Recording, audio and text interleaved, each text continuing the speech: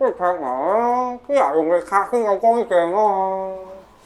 你咁樣唔啱㗎，唔可以咁大力刷牙㗎，要用軟毛嘅牙刷，輕輕力咁樣刷。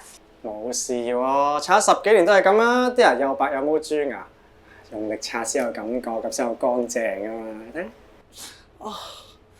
都話咗你㗎啦，不如問下醫生啦，咁樣就最清楚。其實刷牙太大力咧，係損害緊你嘅牙齒。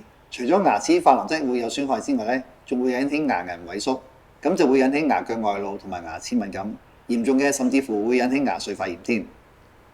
所以刷牙乾淨定唔乾淨咧，其實關鍵唔係喺力量嗰度，而係喺方法。咁等我教一教你正確刷牙嘅方法啦。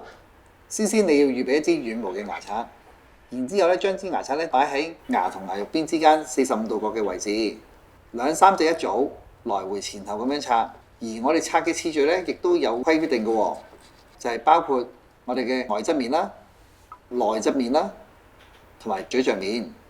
我哋咁樣刷，先至會令到每個面可以刷乾淨佢。而我哋每一次刷牙最少2分鐘，而唔係30秒就可以結束㗎。所以我咁多年嚟都係傷害緊我啲牙。依家你知啦。而家開始改變習慣都唔遲㗎，建議你去換一支軟毛牙刷，同埋學習一個正確嘅刷牙方法，咁你啲牙齒就會多謝你㗎啦。